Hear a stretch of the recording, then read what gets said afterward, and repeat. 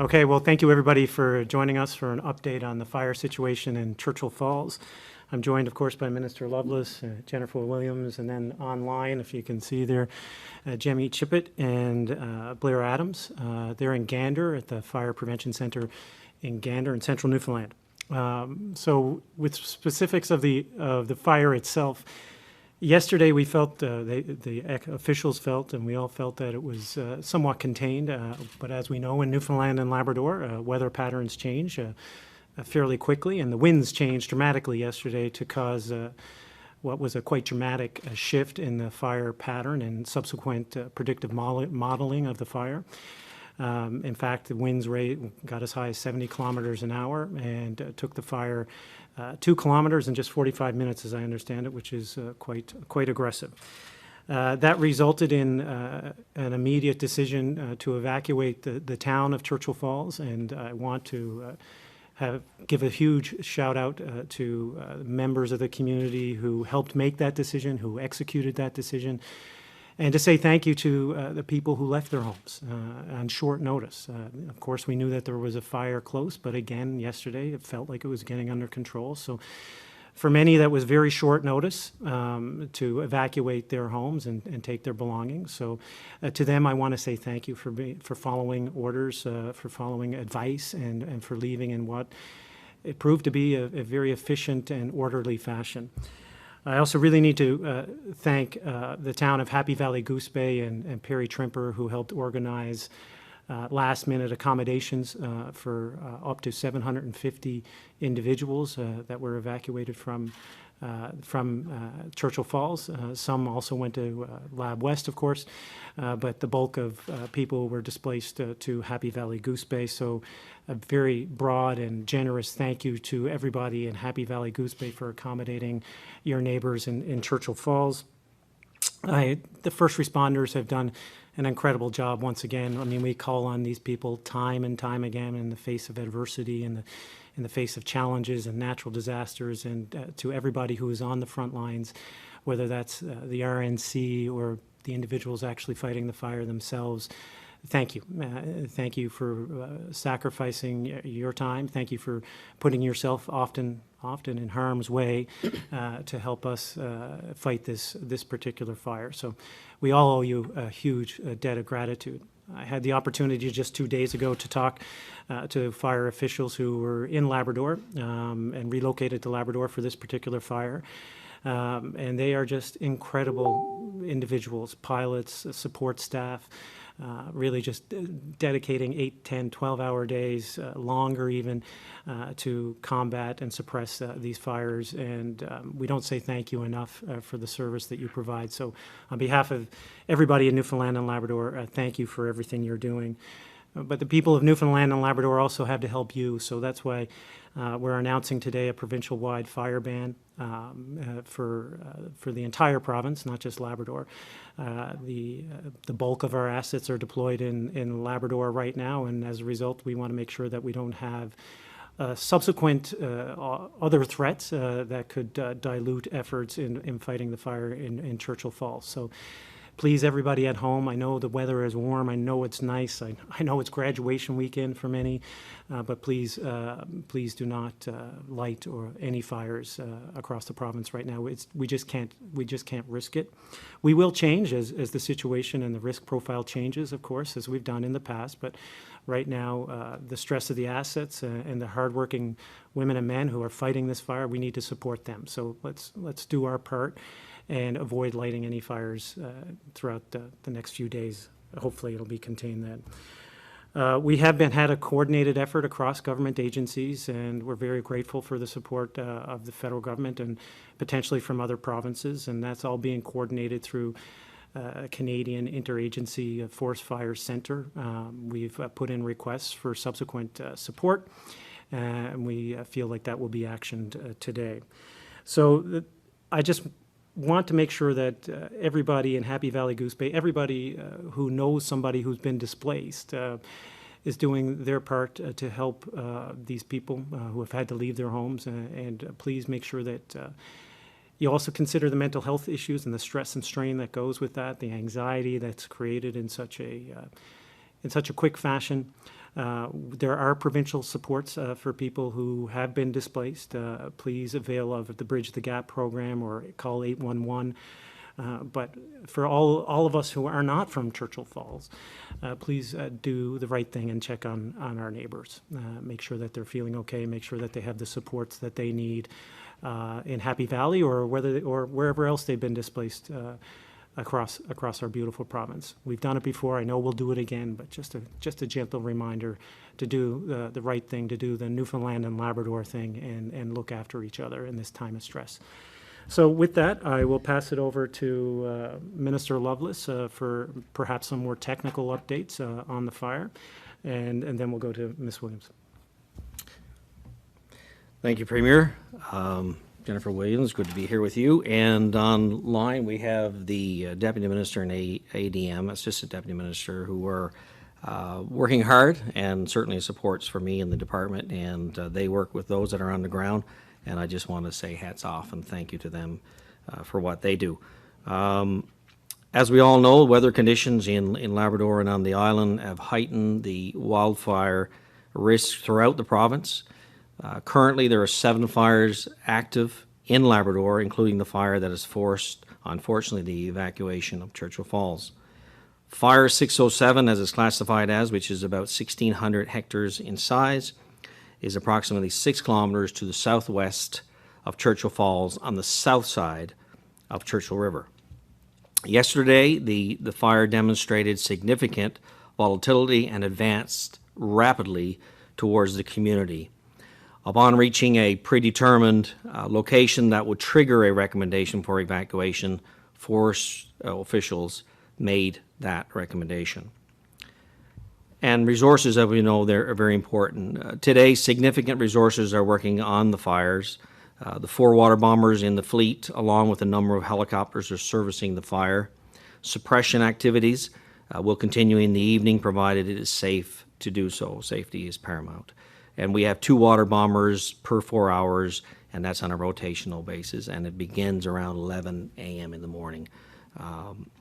There are currently 40 wildland firefighting personnel and significant firefighting resources dedicated to suppression efforts on fires impacting the community of Churchill Falls, which remains our priority at this time. An incident management structure has been set up in Labrador to guide the department's fire activities. Experts on this team will be monitoring the situation and certainly directing response efforts throughout the day. And as I said, supports being very important, and the Premier had certainly mentioned it from other provinces. We reach out to them when they need it, and they do the same for us, which is happening right now. And due to the current demand on firefighting resources, additional fire suppression support has been and is required.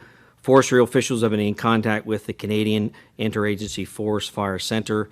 The process is to make a request, and that request has been made for aerial support consisting of 2 to 4 water bombers along with additional helicopters and specialized incident management team resources consisting of a fire behavioral analysis specialist and an ignition specialist. It is expected those resources will be available commencing today. We've also been, Premier alluded to, our federal partners. We've been in contact with them with resources may be available from Parks Canada. Again, the Premier mentioned about the risk, so therefore we're implementing a province-wide ban on open fires. Implementing the ban, we all believe it's an important precautionary measure that will help reduce the wildfire risk and support the efforts of our dedicated wildfire suppression teams battling active fires. And I say it, and the Premier said it as well, I strongly encourage all residents to be extra vigilant when taking part in outdoor activities, as high temperatures, as we can see out there today, high temperatures forecast for the coming days are expected to keep the fire hazard risk at elevated levels, so it can't be stressed enough. But I just want to mention a couple of, I guess, simple things, but it can become a big problem. That's operators of off-road vehicles. They need to be vigilant as well, because when you're traveling in grassy and forest areas, there's need attention to be paid for the vehicles that they're operating, because a proper screening, and a baffling device should be used to prevent sparks from escaping and carrying a fire extinguisher in case you do happen to spark a fire, because we know people in this province are quite active on their off-road vehicles. So that's another precautionary measure for them. I encourage the public to visit the Department of Fisheries, Forestry and Agriculture website or the Fire Smart Canada website for important fire prevention information for personal properties and neighborhoods. For more information regarding the fire ban, residents can contact certainly your local Forest Management District office. And just a few more supports in terms of the checking out the precautions. For the latest information on the location, status, and size of active wildfires, that can be viewed online at NL Active Wildfire Dashboard. In addition, Provincial Fire Hazard Index maps are updated daily and can be viewed at the Department of Fisheries, Forestry, and Agriculture website. So I say to the people that are viewing us and listening to us, be sure to monitor news and social media for latest updates. And lastly, I will say to report a fire, you can call 1-866-709-FIRE, which is 3473. 1-866-709-3473. And with that, I'll hand it over to the Premier. Thank you, Minister, and we'll hand things over to Jennifer Williams, who I have to say her team has responded rapidly, succinctly, and efficiently with the view of protecting people first. Obviously, Churchill Falls is a company town with one principal asset, but it has always been a people-first approach, and I commend her and her team for ensuring that up to 750 people were evacuated in a reasonably ordered fashion. Quite remarkable, actually. So well done. And to the employees who are still in Churchill Falls, and there are some, we are sending you our best as well. Our thoughts and prayers, and stay safe. And of course, we're monitoring the situation very closely for your safety and protection as well. So with that, I'll turn things over to Jennifer Williams. Thank you, Premier. And just to build on that, we're actually quite grateful for the thoughtful decision by government to order the evacuation yesterday for employees, their families. I mean, our employees are there, and it's their families as well as the contractors that we had on site at this time of year. Really grateful for the compliance of the folks that Premier already mentioned. Their safety absolutely is and continues to be the most important aspect of this response. Our ability to execute on that certainly wasn't thought up in a moment. We had been thinking about this and planning for this as we would do in any year. You have to consider the risk of fire, and certainly in the days and weeks in advance, we were thinking about what do we do. So I think that was a big significant contribution to how smoothly that it went yesterday. As the Premier mentioned, we estimate about 750 people. One of the things that we also did do to make sure everyone was accounted for is the teams that we do have on site. They did a sweep of the town to make sure that anybody who wasn't supposed to stay and wasn't designated to stay, they were not still there. So we know that folks are safe and indeed at other locations outside of the town. As the Premier mentioned, critical personnel are on site, and we are all incredibly grateful for them to stay. I know that they are all very, pardon the pun, energized by the task that's afforded to them. They are really good at their job, and they're going to make sure that these assets remain in as good condition as is possible. Obviously, if things change, we will take direction, and we will make sure that, as the Premier said, their safety is paramount. I think both the Minister and the Premier have mentioned this. There's frequent communication amongst with Hydro and numerous folks within government on a daily, multi times a day basis to make sure that we're all acting with the most up-to-date information, and that has been, I think, really critical to our ability to manage our way to this point that we are today. The plant is operating normally. There is no change in plant output. All of our customers are being served. Certainly Labrador is served by the plant. We have customers obviously in Quebec, an important customer. They are all being served normally. We have not changed the plant output to adjust for the situation that we have. So we are able to keep things as status quo at this time. We have been in contact with those major customers. Quebec, obviously, we have big customers in Lab West. Every residential customer is important, obviously, but such situations like this can significantly impact some of our big industrial customers. So we've been in contact with them. I even got a call last night from IOC. Do you need our help? Which I thought was really, really neat. So further to what the Premier had to say, you know, when you go through these really trying situations, it's pretty impressive to see how everybody is really keen to step up and participate and help out. We obviously plan for contingencies, so if things do change, we are thinking about that. What does that look like? That is normal operation for a utility. We encounter difficult times all the time, whether that be a major storm. Certainly, and thankfully, we don't have fires that often, but we do have plans and contingencies in place for when these things could happen. And just building on that, you know, the people of this province really are incredible. I mean, this isn't even 24 hours ago that this evacuation was ordered, and people are safe. They are being cared for. They've had places to stay. They have food. It is really quite remarkable and inspirational. I mean, I'm going to use that word. And building on what the Premier had to say as well, just to our employees, they're your homes, and we know you've got to be very worried about that. We're doing everything we can, and government is doing everything they can possible to fight Mother Nature here. You know, this is something that is really tough to deal with, but they are really fighting that to do everything they can to protect the things that you love back in Churchill Falls. That's all I have to say at this point. Happy to hand it back. Great. And once again, we applaud and thank everybody in Lab West and Happy Valley-Goose Bay. I know Minister Dempster, as Minister responsible for Labrador Affairs, has been in touch with many across the big land.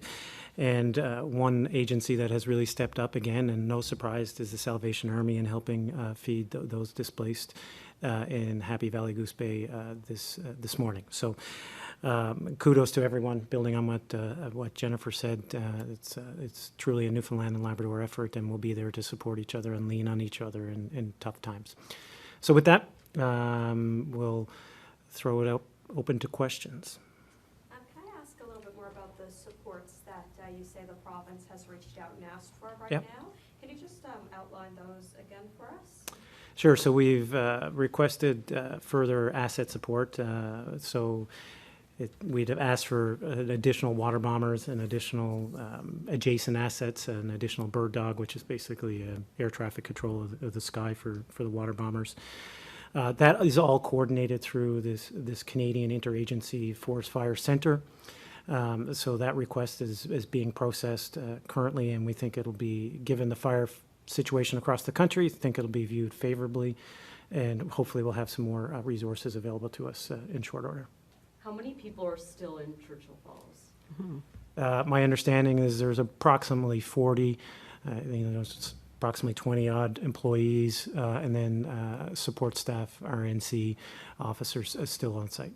And you say there's plans, you're looking towards plans if something happens to Churchill Falls. What are those plans? Mm-hmm.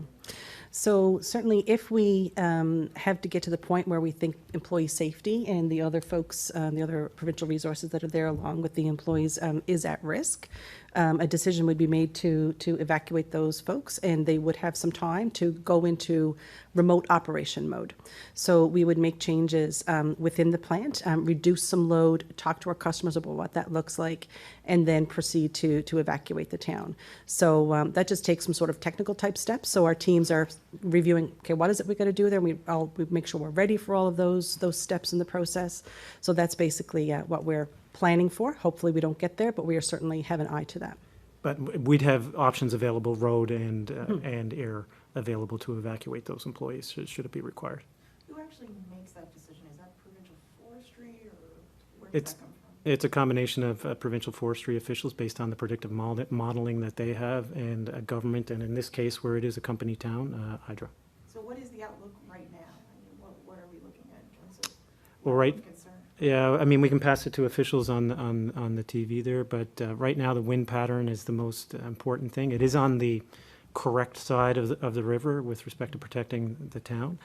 The risk is if it jumps the river, and the biggest driver of whether it'll jump the river or not is the wind patterns. And so right now there's a favorable wind pattern, but we live in Newfoundland and Labrador. Winds change all the time. We are watching closely the humidex and the humidity content.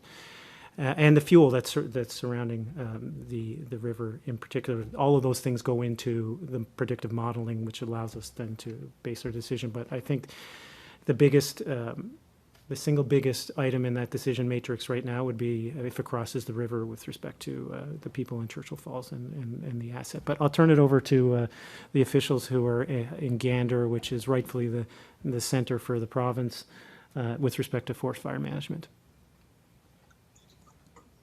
Thanks for the question. I would say, as the Premier said, right now there's a northwesterly wind pattern. Based on our modeling, the continuation of that pattern should see the fire stay to the south of the Churchill River. Should we get a different weather pattern, as the Premier said, entirely possible, our modeling would be different. Warmer weather or temperatures, that makes a difference as well. So we do modeling twice a day at least, and right now we're hoping that weather pattern holds. Yeah, my experience with the fires in Central two years ago is we do the modeling, and then the flight crew assess not only the weather pattern but the accuracy of that modeling, and all that builds into the next steps that we take. So the modeling may come up in the morning and think it's going to go one way, and then the flight crews who fly the 1,600 hectares will be able to tell us the accuracy of that prediction. When you say flight crews, you're referencing the water bomber flight. And well, a lot of that information comes from the helicopter pilots, actually. Yeah. There's certainly reconsideration now. I mean, there's been a lot of discussion with this fifth water bomber, and I'm wondering in the last 16 hours if you faced some criticism for not having it done yet, and I was wondering in the last 16 hours. Yeah, no, I mean, the reality is an additional water bomber wouldn't have changed this particular scenario. We are committed to fixing that water bomber. We're making progress on it. Would we like to have it? Sure. But moving towards the future, what I'm more excited about is building out a center of excellence in forest fire fighting in central Newfoundland, including maintenance of water bombers and a training facility for water bombers in the future. You told reporters Tuesday, I believe, that there's always the ability to build a stronger, more robust system. Since the fires in Central 2 years ago, what has been done to make the system more robust? Well, we continue to train forest fighters across the province, both professional and on a voluntary basis. We continue to look at the assets. I believe we've added a bird dog to the asset complement, or we're acquiring a bird dog. I'll pass that over to the minister. But that was a direct reflection of the experience in Grand Falls, Windsor, needing that air traffic control in the sky. We're committed, fully committed to fixing that water bomber. It's just finding the right place to do it. You can imagine the supply constraints with respect to water bombers and across Europe even, and the subsequent maintenance and mechanics that are available. So we're trying to find the best place to fix it. We want to fix it in Newfoundland and Labrador, and that's taking a little bit of extra time. But that water bomber wouldn't have made a difference in this particular scenario. But I'll turn it over to Minister Loveless. Right. And the Bay d'Espoir fire was certainly first and foremost in my responsibilities, because it was leading to my district, and it was a difficult fire. But we learned from that, and we certainly focused on significant training and other. In terms of the water bomber, I remember during that time, even though I wasn't Forestry Minister at the time, I was TI Minister. If we had 20 water bombers at the time, it would have been a challenge in terms of the fire. But that fifth water bomber is important. We recognize that, but we take lead, we take advice from officials, and from an operational perspective, the officials always tell me as minister that we're ready. We are equipped. I can certainly ask the officials online even to give us further details on what we've done. We were asked a question, I believe, just yesterday about what do you do in several months. We do 12 months training in terms of focus on what resources we have, how we can strengthen those resources, training.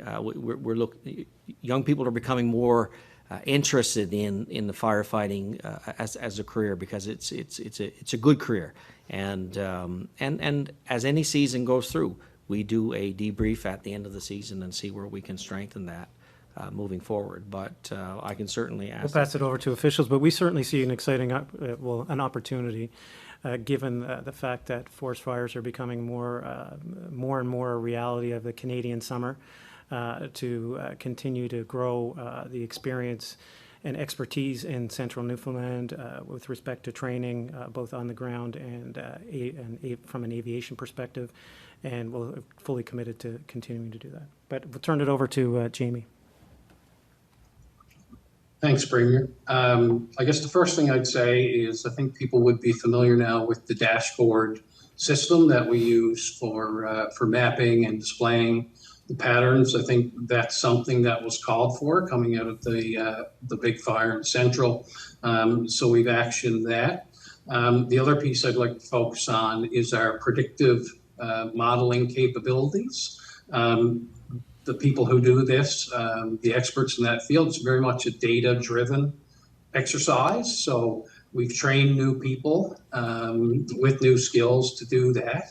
And we've also invested in new weather forecasting equipment and tracking that we didn't have before. Besides that, I'd reference the agreement we signed with Natural Resources Canada, and that has helped us update our vehicle fleet and other equipment.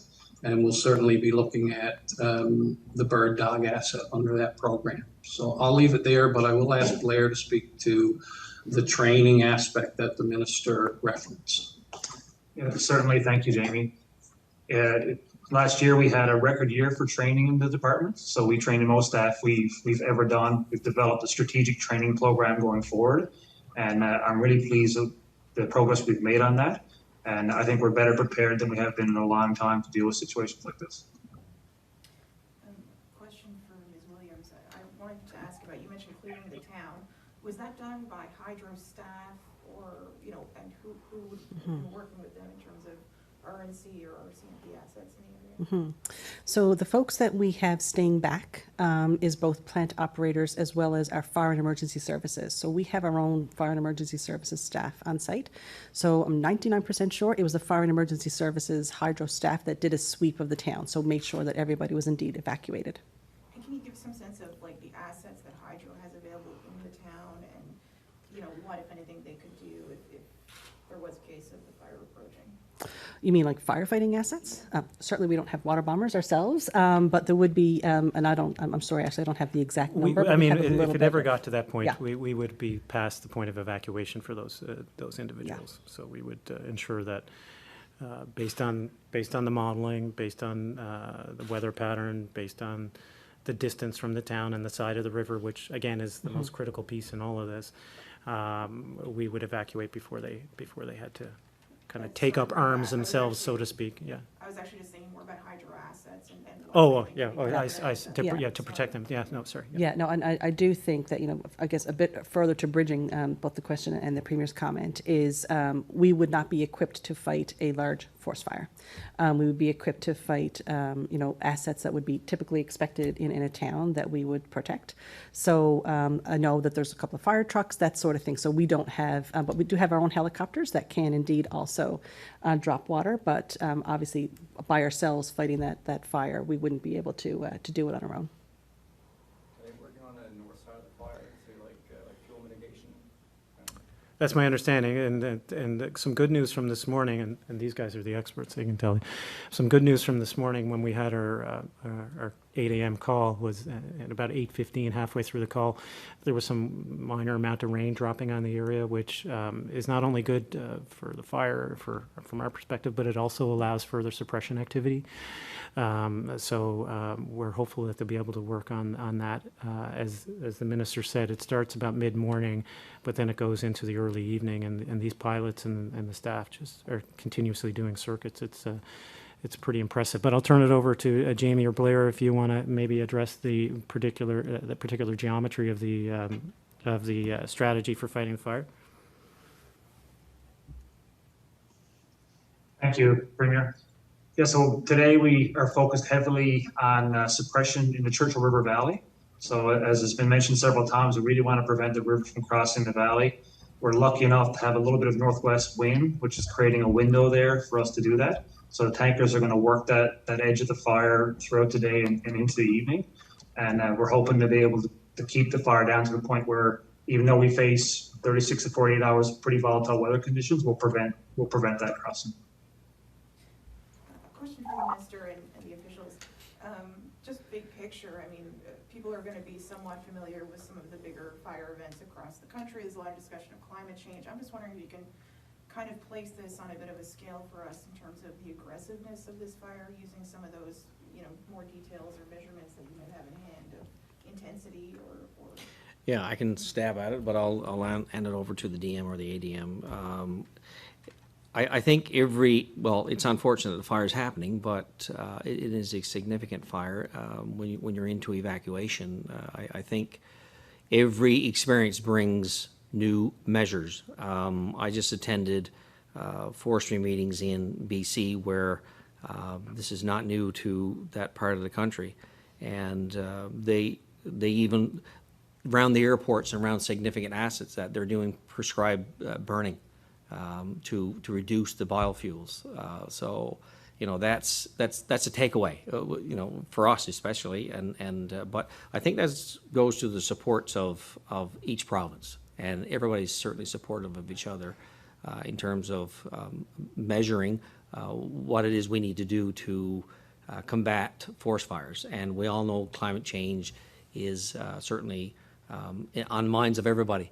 And it's whether it's flooding or fires, it's becoming more prevalent, and it's coming. If anything, it's becoming more normalized, and which it helps us all in terms of the preparedness of it. But so I will end it there. I don't know if the staff, if Blair or Jamie has anything to add to that.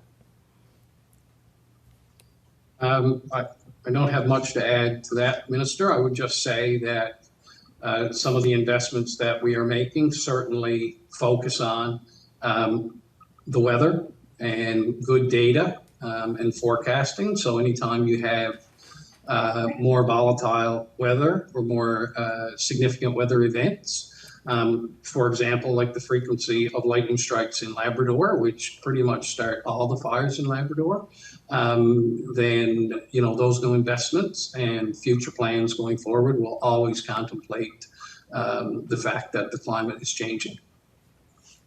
Sorry, I guess just to press at that, I'm just wondering if you have any numbers at all, or if there's anything that we might be able to use for, I guess, comparison. To measure like intensity? Intensity and kind of where it's been. The size is what, the 1,600 hectares is one parameter, I suppose.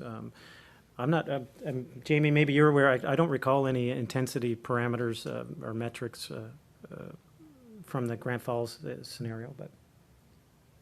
I'm not aware of them, Premier, from the Grand Falls scenario, but there are indices around intensity that our fire modelers use. But I'm going to turn the technical aspect of that over to Blair. Thank you.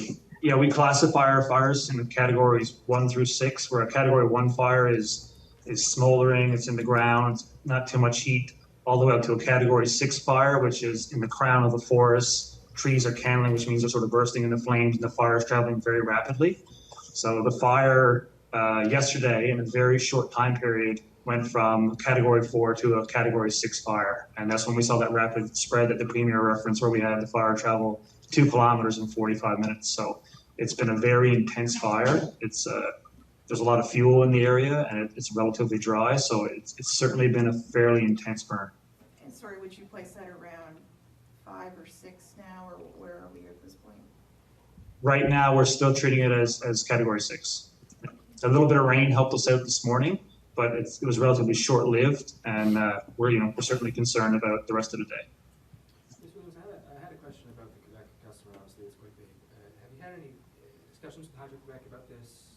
I understand it's about 15% of daily energy in Quebec is generated here, so double checking if that's true. But subsequent to that, if they reach out at you, what has that conversation been? Yeah, I mean, the 15% would really be a number on an annual basis. And so Quebec obviously tells us what amount of power they need at any point in time.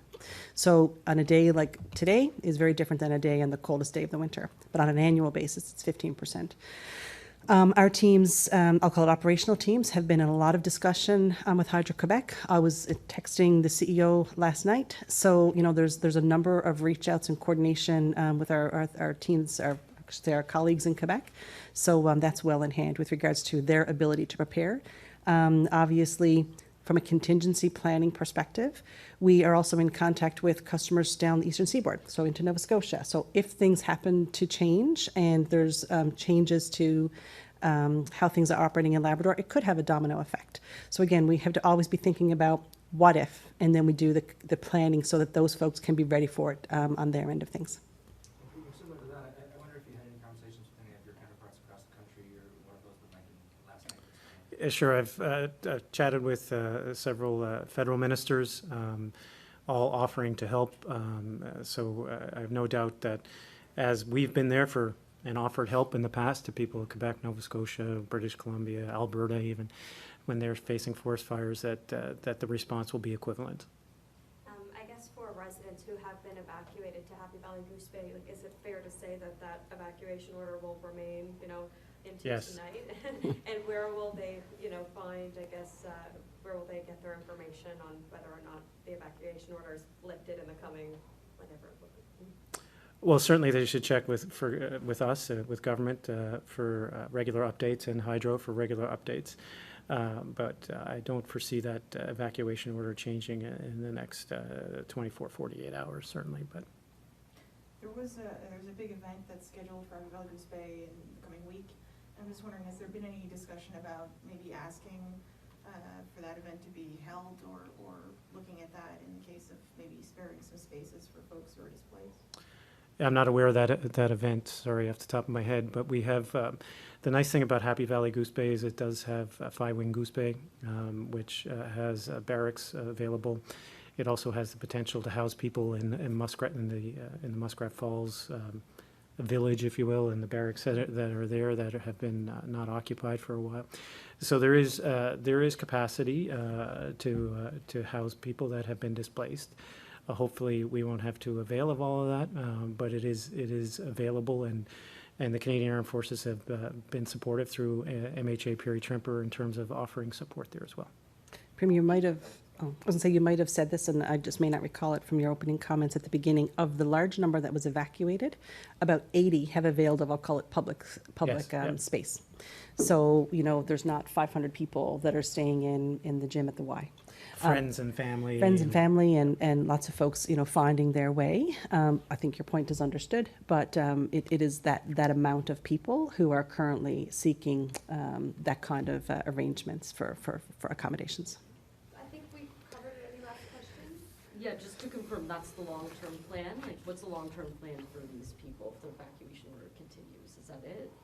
Well, hopefully, long-term, I guess, long-term for this event hopefully is not into weeks and months, but hopefully it's days, you know, when the weather pattern changes. I know the weather's not been fully cooperative, but certainly the plan in the short to medium term would be to house people in housing facilities that are available, luckily, in Happy Valley-Goose Bay, either through the barracks at the base or in the housing availability, the housing complex that is Muskrat Falls. Yeah. Great. Well, thanks, everybody, and for anyone watching at home, please make sure you check on your neighbors, and please honor the fire ban. Don't do anything silly out there. We need to do our part to support the hardworking women and men who are fighting this fire and trying to protect Churchill Falls. Great.